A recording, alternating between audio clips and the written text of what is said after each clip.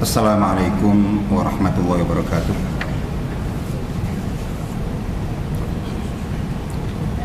Alhamdulillahirabbil alamin.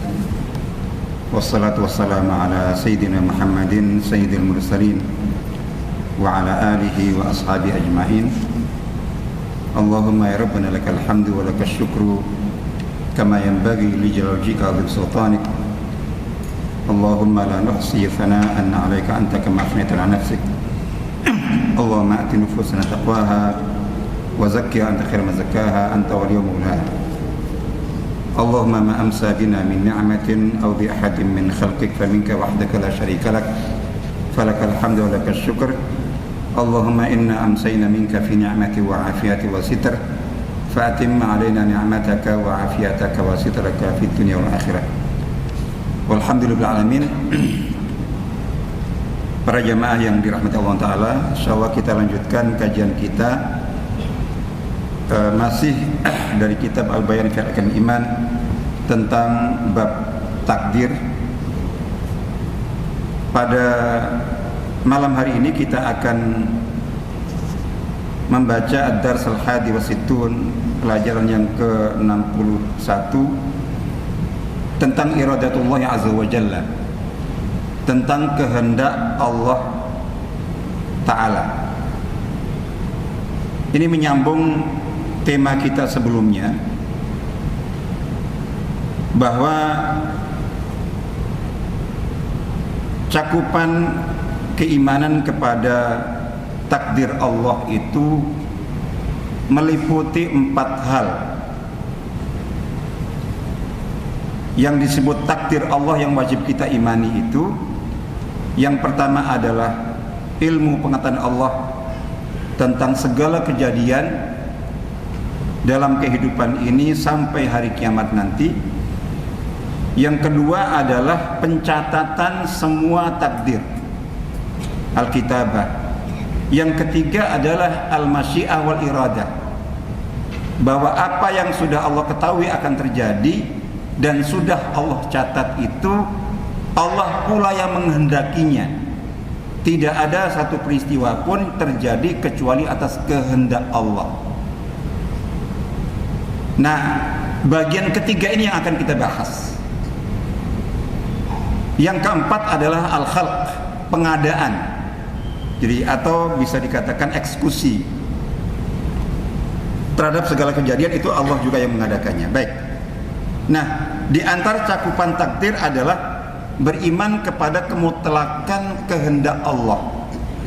Kehendak dan kemauan itu dalam bahasa Arab ada 2. Di dalam Al-Quran dan Hadis kadang dibahasakan masyiah, sya'a yasha'u, jadi itu. Wa ma tasyauna illa yasha Allah, itu sudah kita bahas. Yang kedua adalah iradah, arada yuridu iradatan, itu juga dengan makna yang sama, berkehendak. Intinya bahwa semua peristiwa, semua kejadian, semua yang terjadi dalam kehidupan ini, pada makhluk ini, pada alam raya ini, yang besar, sedang atau kecil, yang sudah diketahui Allah sejak sebelum terjadinya, dan bahkan sudah dicatat oleh Allah Ta'ala sebelum Allah menciptakan langit dan bumi dengan jarak 50.000 tahun, seperti yang dalam hadis riwayat Imam Muslim. Nah, semuanya itu juga terjadi atas kehendak Allah. Nah, di sini karena di situ di antara cakupan iman kepada takdir itu adalah beriman kepada kemutlakan kehendak Allah, bahwa apapun yang terjadi itu Allah yang menghendakinya. Tidak mungkin sesuatu terjadi sekecil apapun kecuali atas ilmu Allah, sudah ada dalam catatan Allah dan atas kehendak Allah Ta'ala. Nah, tentang kehendak masyiah dan iradah ini, itu ada yang perlu kita bahas. Makanya dibahas secara khusus di sini. Disebutkan di sini Allah Subhanahu lahul iradatul mutlaqah. Allah Ta'ala memiliki kehendak iradah dan masyiah yang mutlak, mutlak tanpa batas, tanpa ada yang mempengaruhi. Qala ta'ala dalam surah Al-Hajj ayat 13, Allah Ta'ala berfirman, A'udzubillahi minasyaitonir rajim, innallaha yaf'alu ma yurid. Sesungguhnya Allah itu pasti melakukan apapun yang Dia kehendaki. Jadi apa yang Allah kehendaki itu pasti Allah lakukan, Allah wujudkan, dan tidak akan ada yang mungkin menghalanginya. Dalam surah Yasin ayat 84 Allah Ta'ala berfirman, innama amruhu idza arada syai'an ayyaqula lahu kun fayakun. Sesungguhnya urusan atau perkara Allah Ta'ala, perintah Allah Ta'ala itu ketika Allah menghendaki sesuatu, maka Allah tinggal berfirman, kun, jadilah, terjadilah. Maka sesuatu itu pasti akan terjadi, dan tidak ada apapun dan siapapun yang mungkin menghalangi apa yang Allah kehendaki itu. Sementara kita banyak keinginan, kehendak kita itu ada yang terwujud, tapi lebih banyak yang tidak terwujud. Kita tidak punya kemampuan untuk mewujudkan semua kehendak dan keinginan kita, tapi Allah mutlak. Baik. Nah, fakullu syai'an aradallahu wujudahu, segala sesuatu yang Allah kehendaki ada dan terjadinya, fala budda ayujada ala wafqi qada'illahi wa qadarihi fihi. Maka pasti akan terjadi, akan ada sesuai dengan ketentuan dan takdir Allah tentang hal itu. Tidak mungkin tidak. Wa kullu syai'in aradallahu subhanahu alla yujad, apapun yang Allah kehendaki tidak terjadi, tidak ada, fala yumkin ayujad, maka tidak mungkin, mustahil hal itu akan ada dan terjadi. Walau istama'at kulil khalaiq li ijadi, meskipun seluruh makhluk, manusia, jin, seandainya kok malaikat juga dibebaskan untuk ikut bergabung, itu sepakat semuanya untuk mengadakan sesuatu yang tidak Allah kehendaki, tidak mungkin bisa terjadi. Nah, ini konteks tentang takdir. Tapi kemudian karena di kalangan masyarakat itu banyak kerancuan. Jadi ketika kita bicara tentang apapun yang terjadi itu atas kehendak Allah, kemudian hal itu ditarik dan dipakai dalil ke wilayah yang bukan wilayah pembahasan kita tentang takdir.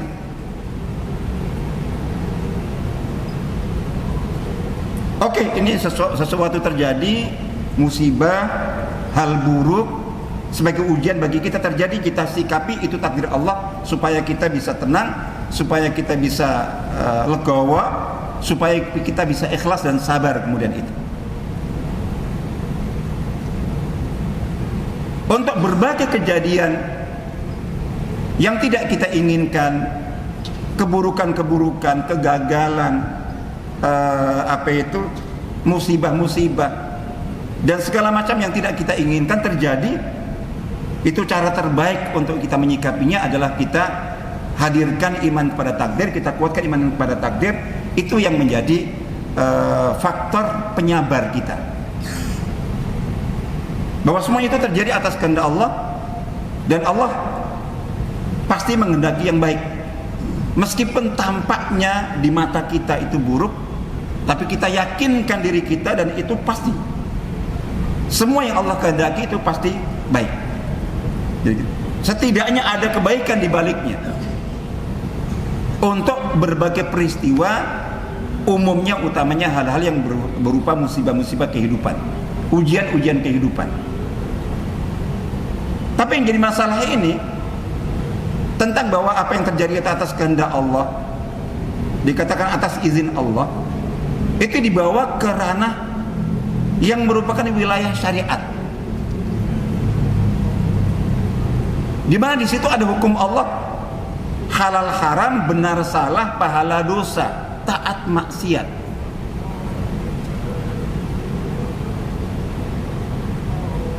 Sesuatu terjadi bagian dari perilaku buruk manusia. Ketika diingatkan, mengapa kamu lakukan itu? Kan ini kan terjadi atas kehendak Allah. Kalau Allah tidak menghendaki, tidak mungkin aku melakukan ini.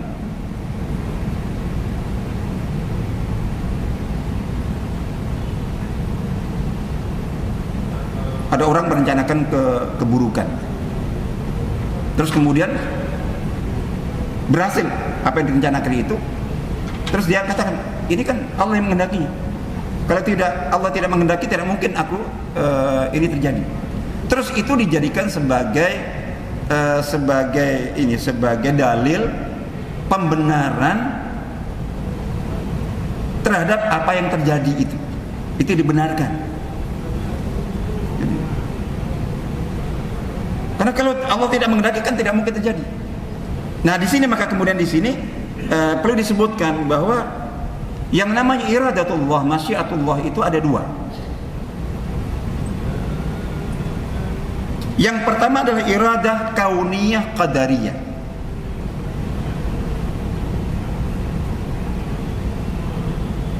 Kehendak, takdir terkait dengan kejadian segala yang terjadi itu sebagai bagian dari takdir Allah. Betul. Nah, sehingga termasuk apa? Termasuk peristiwa, kejadian, perilaku manusia baik buruk, iman kufur, taat maksiat. Iya betul. Kalau kita melihatnya dari sisi iradah qadariyah kauniyah, kehendak Allah dalam arti Allah menghendaki terjadinya sebagai sebuah takdir yang sudah Allah ketahui, sudah Allah catat, itu benar dari sisi itu.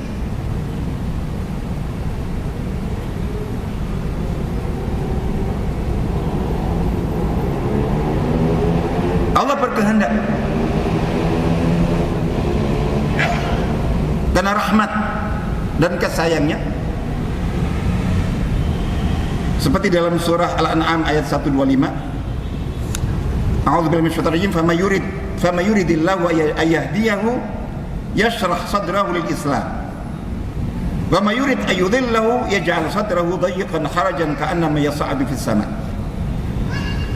Barang siapa yang Allah kehendaki untuk diberi hidayah, maka Allah akan melapangkan hatinya untuk bisa menerima Islam. Sebaliknya, siapa yang Allah kehendaki untuk disesatkan, maka Allah akan menjadikan hatinya itu sempit, sesak untuk bisa menerima kebenaran.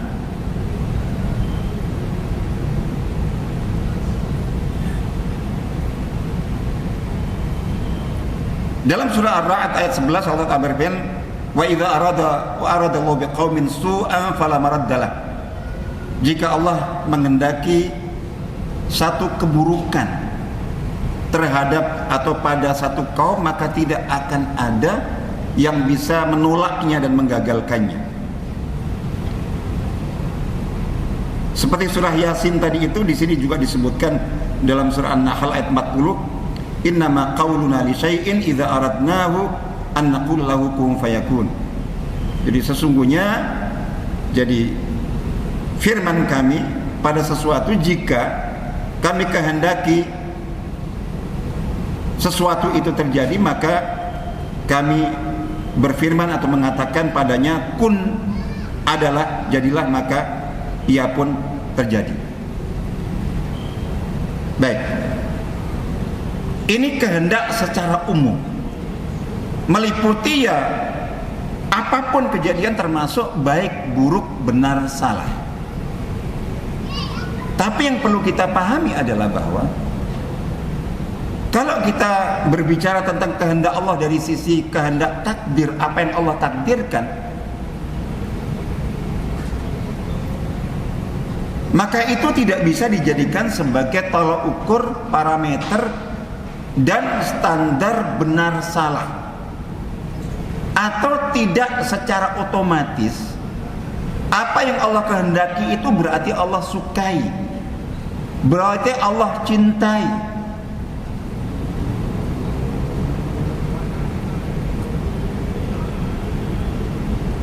Allah menghendaki kebaikan, maka kebaikan terjadi, dilakukan oleh kita. Saat tadi kita salat maghrib, itu Allah kehendaki dan terjadi dan kita melakukannya. Sekaligus Allah mencintai dan meridhai itu.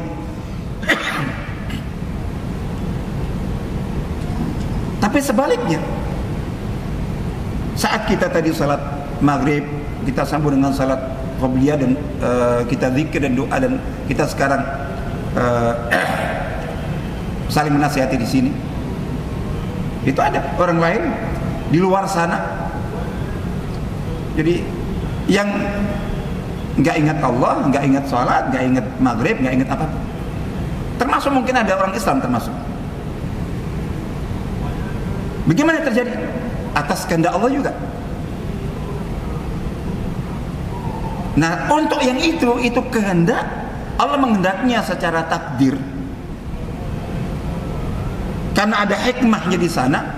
Tapi Allah tidak menyukainya, Allah membencinya, Allah memurkainya, Allah tidak meridainya. Nah, di sini maka kemudian ada yang kedua yang namanya iradah diniyah syar'iyah. Ini kalau tadi itu kehendak dalam arti takdir, Allah yang mentakdirkannya, ini yang dalam bahasan kita tentang takdir.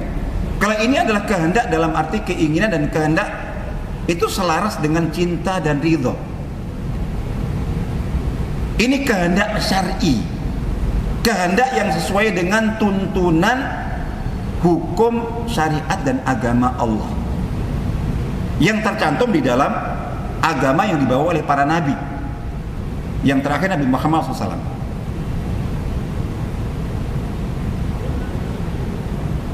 Dikatakan bahwa iradah diniyah ini tata'allaqu bikulli ma yuhibbuhu Allah wa yarda. Itu berhubungan dengan segala sesuatu yang Allah cintai dan Allah ridhai.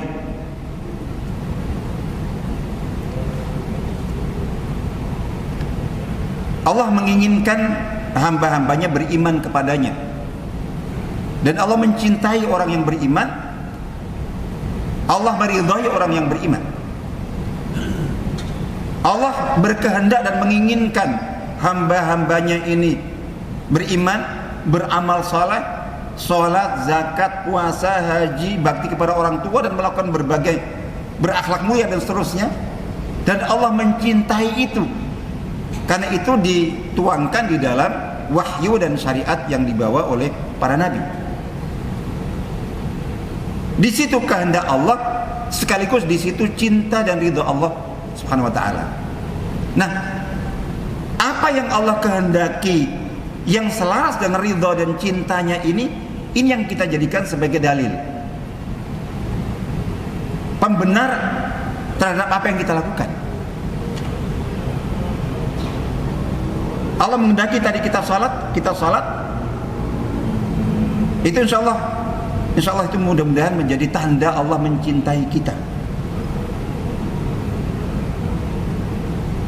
Kita bakti kepada orang tua, kita jujur, kita melakukan semua yang dituntunkan syariat, itu Allah kehendaki, sekaligus Allah cinta dan ridhai. Gitu. Yang bisa kita jadikan dalil tentang kehendak Allah, yang berarti itu menjadi tanda cinta dan ridha Allah Ta'ala, itu ketika apa yang terjadi itu selaras, sesuai dengan kehendak Allah yang berupa kehendak syariat, kehendak agama yang dituangkan dalam wahyu kitab Allah Ta'ala dan sunnah Rasulullah SAW. Baik. Nah, ini yang harus kita pahami.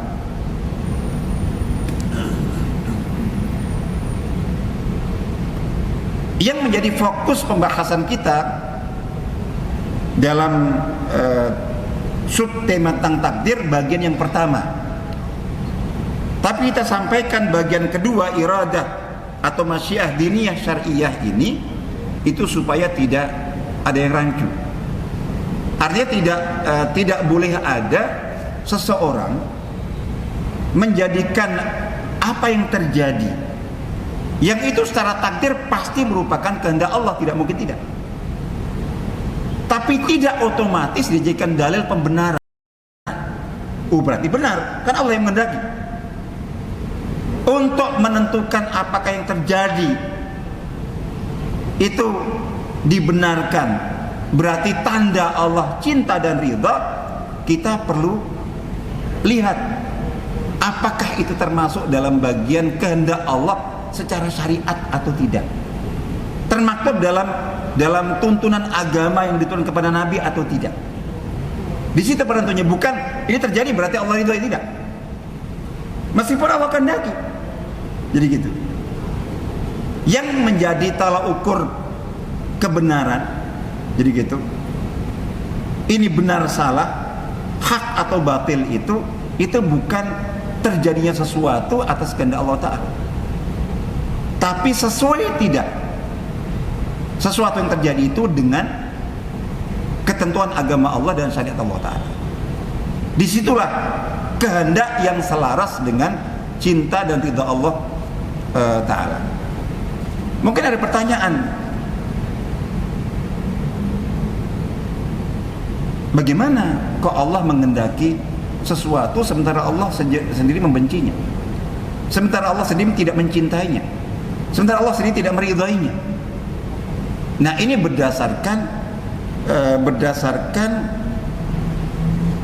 prinsip sifat hikmah Allah, berdasarkan keadilan Allah.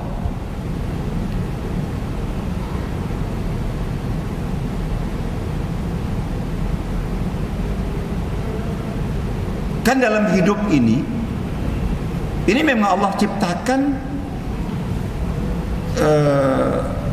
untuk ujian keimanan.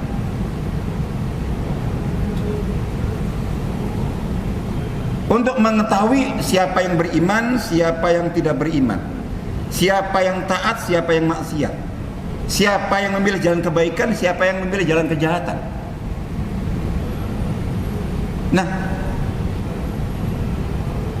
seseorang untuk dia terbukti sebagai orang yang betul-betul beriman ini masih ada ujiannya. Dari mana orang bisa diketahui bahwa memang dia hebat imannya, kuat imannya? Ketika tidak ada setan yang menggoda, ketika tidak ada hawa nafsu yang narik kepada keburukan, ketika tidak ada orang-orang jahat yang berusaha narik dan dia bertahan. Artinya berarti harus untuk kehidupan ini sesuai yang harus ada setan, dan setan tidak mungkin ada kalau Allah tidak mengadakannya. Harus ada orang jahat, dan orang jahat tidak mungkin ada kalau tidak Allah yang mengadakannya. Karena tidak ada orang jahat karena tidak ada orang baik kalau tidak ada orang jahat.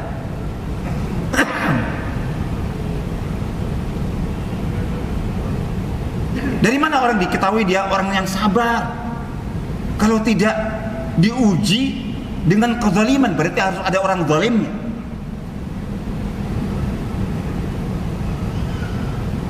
Ada orang-orang yang dapat derajat tinggi itu karena mati syahid dalam medan perjuangan jihad fisabilillah. Berarti menghadapi orang kafir. Mana mungkin ada jihad kalau tidak ada orang kafirnya? Orang kafir tidak mungkin ada kalau tidak Allah yang mengadakannya.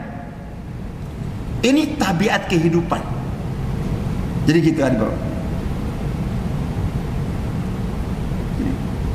Loh kalau loh mengapa kok ada yang bertanya, mengapa Allah membiarkan segala kezaliman ini, kejahatan ini sama-sama kayak itu? Ya, itu berarti orang yang tanya seperti itu berarti belum paham tentang hakikat kehidupan dunia ini. Sejak awal Allah sudah memberitahu hidup dunia ini isinya memang begitu. Ada baik, ada buruk, ada iman, ada kufur, ada taat maksiat. Dan semuanya itu kalau tidak Allah yang menghendakinya tidak mungkin ada.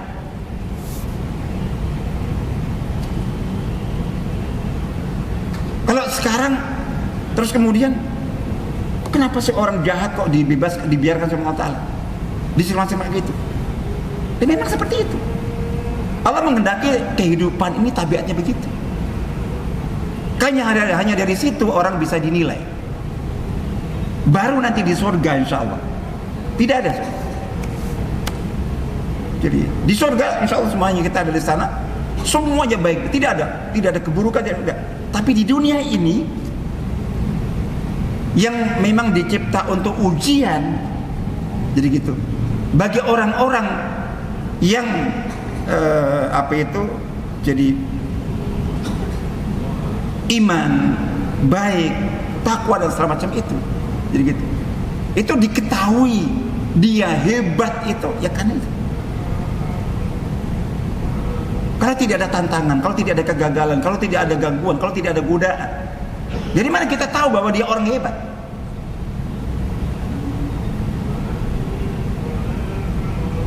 Terus semua gangguan ini itu tidak mungkin ada dengan sendirinya, nggak bisa. Harus ada Allah yang mengadakannya dan menciptakannya. Jadi salah seperti itu. Nah kita memahaminya begitu. Jadi dari sini. Jadi artinya kita meyakini segala sesuatu atas kehendak Allah. Tapi yang perlu kita pahami bahwa apa yang Allah kehendaki terjadi dalam kehidupan ini, jangan itu otomatis dijadikan sebagai dalil pembenaran. Untuk dalil pembenaran kita harus tanya kepada kehendak Allah yang satunya. Ini dikehendaki Allah dalam arti dicintai dan diridhai atau tidak, itu adanya dalam hukum syariat, hukum agama. Yang benar ya berarti Allah kehendaki sekaligus Allah cintai atau diridhai. Terjadi tapi tidak benar, ini terjadi atas takdir Allah dengan hikmahnya, sesuai dengan keadilannya. Pasti ada sebab dan alasannya, tapi Allah sendiri tidak menghendaki seperti itu. Insyaallah gitu. Nah, nanti insyaallah akan kita lebih bahas lagi dalam kesempatan dan pertemuan berikutnya. Nanti ada untuk menegaskan tentang perbedaan antara dua iradah, dua masyiah, dua kehendak ini, antara iradah kauniyah qadariyah, kehendak dalam arti takdir Allah Ta'ala yang menjadi bagian dari pembahasan kita tentang takdir, dan kehendak yang selaras atau yang sesuai dengan cinta dari Allah Ta'ala, sesuai tertuang di dalam hukum dan tuntunan syariat agamanya. Tadi yang sudah kita sebutkan, kalau untuk kehendak Allah yang sudah kita bagi antara kehendak dalam arti takdir Allah Ta'ala, ada kehendak dalam arti apa yang Allah syariatkan, berarti Allah sukai dan cintai serta ridhoi. Tentang janji Allah Ta'ala dalam Al-Quran, dalam hadis banyak sekali. Ya, contoh tadi itu. Jadi kalau seandainya suatu negeri itu beriman, bertakwa, maka Allah akan melimpahkan ini semacam itu. Begitu juga sebaliknya. Jadi ketika sebaliknya maka Allah akan binasakan. Itu janji itu pasti. Jadi dan itu bagian dari keimanan kita. Allah itu la yukhliful mi'ad. Jadi Allah itu tidak menyalahi janjinya. Ya, hanya saja begini. Yang perlu kita pahami bahwa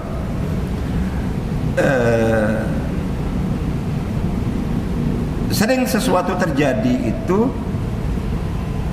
kita mempersepsikan sesuatu.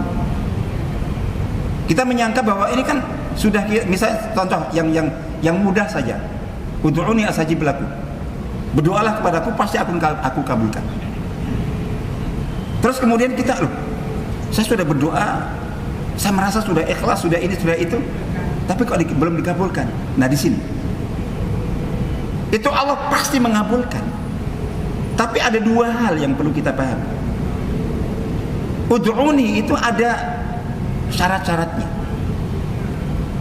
Jadi sesuatu ketika diperintahkan itu, kemudian nanti akan ada balasannya, itu ada tawafurus syurut wantifa'ul mawani.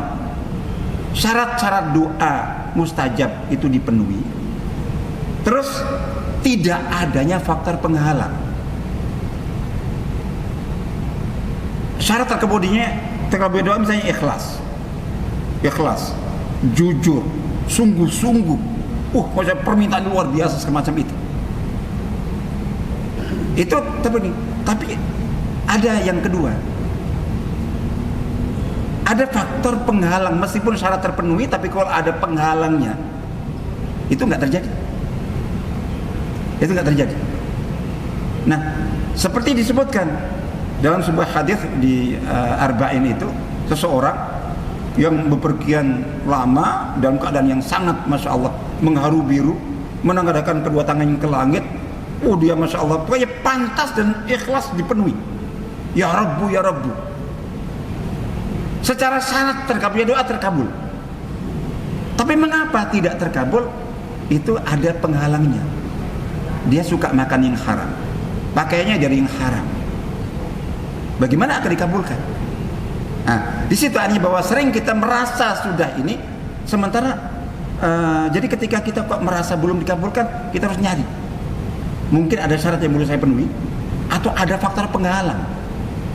Oke, doanya memang masya Allah ikhlas, tulus, sungguh-sungguh. Ada penghalangnya, ternyata kita masih berdurhaka kepada orang tua kita. Ternyata kita masih ini, ternyata masih misalnya gitu. Nah itu. Nah itu yang pertama. Yang kedua adalah aspek ini tentang bentuk pengkabulan Allah. Tadi dikatakan bahwa apakah ketika orang yang bertakwa, beriman, kemudian akan diberi kesejahteraan, itu artinya dia sehat, gak pernah sakit, misalnya bahagia, gak pernah susah, kaya, gak pernah miskin. Kalau saat itu benar, mestinya para ulama itu kaya semua. Siapa yang meragukan iman, takwa, kesolehannya para ulama yang mayoritas miskin itu? Nah, makna Allah memberikan jadi gitu kebaikan untuk sebuah negeri itu tidak selalu sesuai dengan yang kita persepsikan. Jadi disejahterakan itu kaya semuanya. Kita mikirnya kaya semuanya berarti baik. Siapa bilang? Banyak orang yang terjerumusnya justru setelah kaya, hancur kehidupannya karena kaya. Jadi gitu. Yang gagal baik-baik saja, malah dekat dengan Allah Ta'ala. Yang sukses tolak neraka. Sampai bilang bahwa itu berarti kebaikan. Apa yang terjadi dalam kehidupan di dunia ini itu relatif. Nah di sini yang harus kita pahami. Jadi itu para nabi, para rasul, para waliullah itu kebanyakan susah hidupnya. Apakah kurang iman, kurang takwa? Jadi gitu. Lebih-lebih. Tapi bentuk janji Allah, termasuk tadi doa dikabulkan. Oke. Syarat terpenuhi, tidak ada faktor penghalang. Kita mikirnya dikabulkan sekarang. Allah Maha tahu yang kita minta itu lebih engkau butuhkan 5 hari lagi. Sering kita nggak sabar. Kamu lebih butuh sebulan lagi, akan dikabulkan sebulan lagi. Kita buru-buru mutung, nggak dikabulkan. Belum lagi bentuk. Misalnya ini suami istri ingin punya anak, jadi berdoa tulus, ikhlas, sungguh-sungguh. Mintanya anak laki-laki, dapat, tapi anak perempuan. Sebaliknya ada yang minta perempuan, laki-laki. Ada yang minta laki-laki, dikasih perempuan. Ada teman saya, sampai anak ke-5, ke-6, ke-7 perempuan semua. Sebaliknya, mungkin saya ingin anak laki-laki, tapi yang kedua ingin perempuan, kasih laki-laki lagi, perempuan, laki-laki lagi, perempuan, laki-laki lagi, baru yang keenam perempuan. Bahkan ada yang minta tulus ikhlas tanpa penghalang, tapi nggak dikasih, nggak punya anak sama sekali. Nah, Allah itu mengabulkan itu doa dengan bentuk pengkabulan yang baik menurut Allah, bukan menurut kita. Saya ketika ingin anak perempuan, saya sangka itu baik bagi saya. Tapi Allah memberi laki-laki. Sangat boleh jadi Allah Maha tahu saya lebih mampu punya anak laki-laki daripada anak perempuan, atau sebaliknya. Ada orang yang ingin anak nggak diberi. Allah Maha tahu bahwa dia lebih baik itu tidak punya anak. Dan itu seperti itu. Itu panjang kalau kita bahas. Insyaallah gitu. Mohon maaf sudah lewat waktunya. Assalamualaikum warahmatullahi wabarakatuh.